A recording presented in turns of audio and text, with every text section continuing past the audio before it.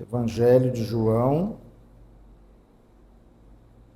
capítulo 12, do verso 20 ao verso 33. Assim nos diz: Ora, entre os que subiram para adorar durante a festa, havia alguns gregos. Estes, pois, se dirigiram a Filipe, que era de Betsaida da Galileia, e lhe rogaram: Senhor, queremos ver a Jesus. Filipe foi dizê-lo a André, e André e Filipe o comunicaram a Jesus. Respondeu-lhe Jesus: É chegada a hora de ser glorificado o Filho do Homem. Em verdade vos digo, se o grão de trigo caindo na terra não morrer, fica ele só, mas se morrer, produz muito fruto. Quem ama a sua vida, perde-a, mas aquele que odeia a sua vida neste mundo, preservá-la-á para a vida eterna. Se alguém me serve, siga-me, e onde eu estou, ali estará também o meu servo. E se alguém me servir, o Pai o honrará. Agora está angustiada a minha alma, e que direi eu? Pai, salva-me desta hora? Mas precisamente com este propósito vim para esta hora. Pai, glorifica o teu nome. Então veio uma voz do céu: Eu já o glorifiquei e ainda o glorificarei. A multidão, pois, que ali estava, tendo ouvido a voz, dizia ter havido um trovão. Outros diziam: Foi um anjo que lhe falou. Então explicou Jesus: Não foi por mim que veio esta voz, e sim por vossa causa. Chegou o momento de ser julgado este mundo, e agora o seu príncipe será expulso. E eu, quando for levantado da terra, atrairei todos a mim mesmo. Isto dizia, significando de que gênero de morte estava para morrer. O período da Quaresma é um período onde somos convidados a todo o tempo a uma profunda reflexão acerca de quem somos, acerca do que fazemos, acerca do modo como nos comportamos. O período da Quaresma nos convida a esse olhar para dentro, e os textos que nós lemos neste período são textos que nos confrontam, que suscitam em nós essa reflexão, essa meditação acerca de quem somos, sobretudo quem somos enquanto cristãos, cristãs, quem somos na nossa relação com Deus. É interessante perceber no texto que nós acabamos de ler a intenção do evangelista ao mencionar que tanto Filipe quanto André eram de uma cidade da Galileia chamado Betsaida ou Betsaída. Talvez aí a gente tenha a primeira provocação do texto, a primeira confrontação que o texto suscita. A palavra Betsaída significa casa da pesca. Casa da pesca. Em outro momento, Jesus havia dito que os seus discípulos eram chamados para serem pescadores de homens. Pescadores de homens. E agora aqui temos a cidade de Betsaída, cidade de origem desses discípulos, cidade esta que tem por nome Casa da Pesca. Talvez a primeira questão que apareça no texto, talvez a primeira lição que aparece no texto e que nos leva a essa importante reflexão é: será que temos consciência do que de fato somos? Ou será que temos de fato consciência do porquê fomos chamados por Deus? Será que nós sabemos efetivamente qual é o nosso papel enquanto discípulos de Jesus Cristo? O que efetivamente muda na nossa história, muda na nossa vida? O que de verdade faz com que nós nos tornemos pescadores e pescadoras de homens? Qual é o sentido disso? E aí, nesse período da quaresma, nós olhamos para dentro de nós mesmos e nos perguntamos: será que de fato e de verdade nós temos agido da maneira como Deus espera que a gente haja?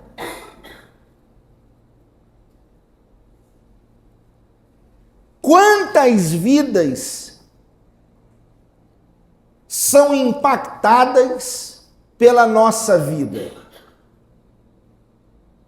Quando as pessoas passam pela nossa vida, e muitas pessoas passam pela nossa vida, o que elas levam de nós? Quantas pessoas nós impactamos ao ponto de levarmos a mensagem do Evangelho até elas, e elas, pela ação graciosa, misericordiosa de Deus, serem transformadas pelo Espírito? Será que eu e você temos sido esse instrumento nas mãos de Deus para que outras vidas sejam alcançadas? Quem é que nós pescamos?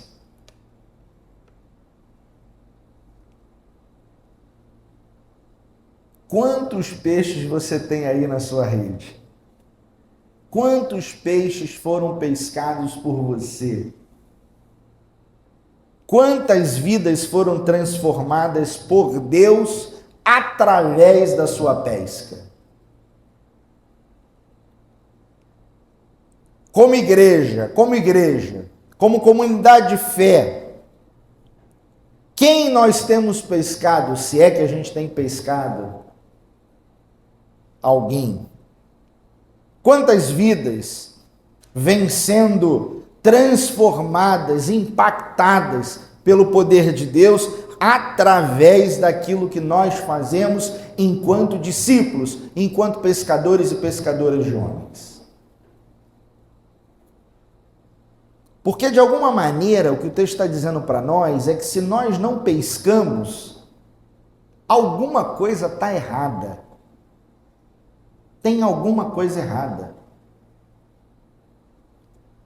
E no período da quaresma é bom a gente olhar para dentro da gente, porque a gente descobre que tem um monte de coisa errada.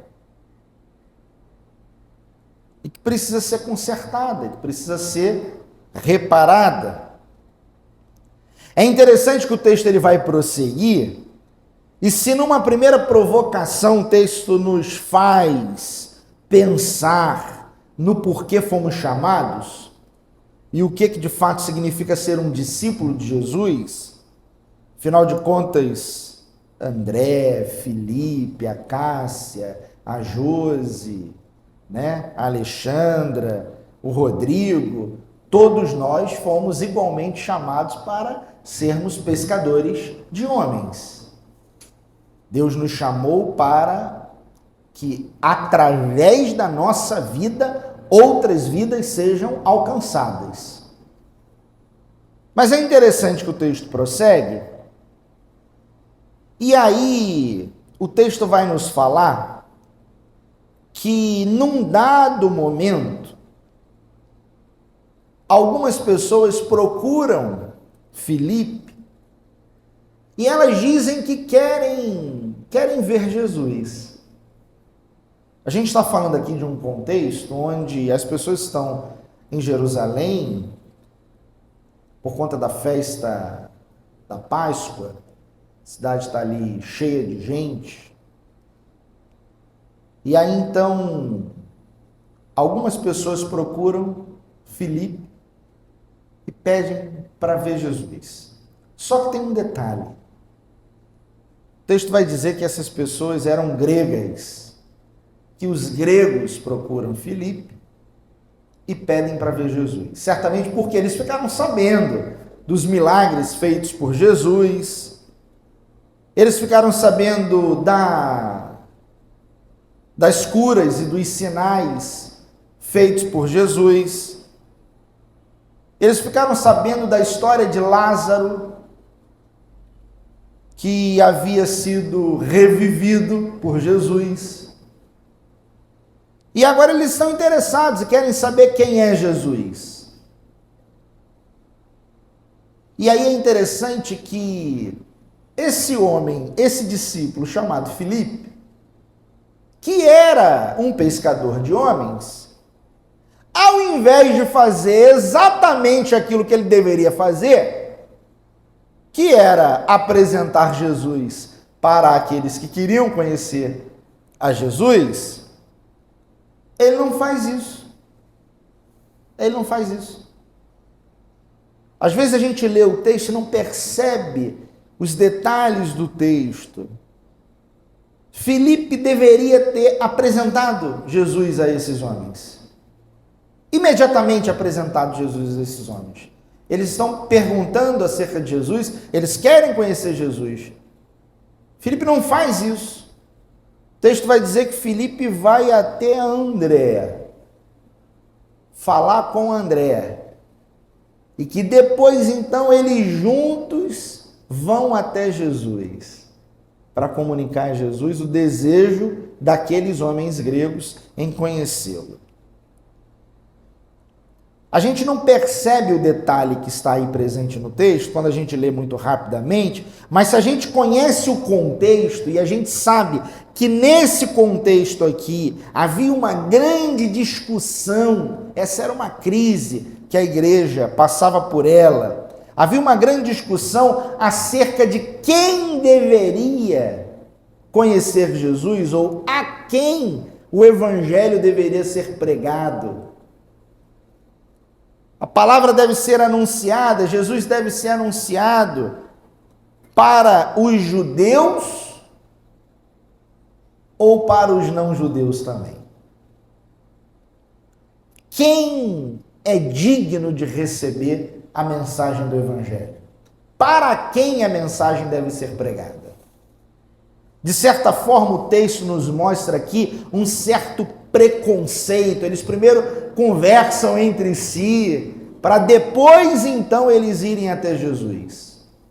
Eles conversam entre si, eles parecem não estar muito certos de que Jesus deveria ser apresentado a esses não-judeus, a esses que não eram do povo de Deus de forma original. E aí a gente pensando no nosso tempo, pensando nos nossos dias, a pergunta é: quais são os nossos preconceitos? Lá, os pescadores de homens tinham dificuldade de apresentar Jesus para os não-judeus. E nós? Quais as nossas dificuldades? Quais são os grupos que, ao invés de nós incluirmos, nós excluímos? Quem são essas pessoas que, ao invés de nós levarmos o evangelho a elas, e ao invés de nós dizermos para elas que o evangelho é para elas, assim como é para nós, porque o evangelho é para todo mundo, nós, ao invés de fazermos isto, rechaçamos, marginalizamos, excluímos e colocamos para fora. Quem são essas pessoas? Quem são os grupos que, se viessem a nós hoje e dissessem, queremos conhecer a Jesus, nós diríamos, espera aí, deixa a gente conversar aqui internamente, para a gente saber se é bom, é correto, a gente falar de Jesus para vocês, depois a gente responde, daqui a pouco a gente responde, daqui a pouco a gente decide, daqui a pouco a gente informa. Quem são essas pessoas? E aí é interessante que Jesus, diante da postura de Filipe e André, Jesus então parece não responder acerca da pergunta que eles fazem, ou da proposição que eles fazem. E Jesus lá no verso 23 responde, é chegado a hora de ser glorificado o Filho do Homem. É quase que uma ruptura.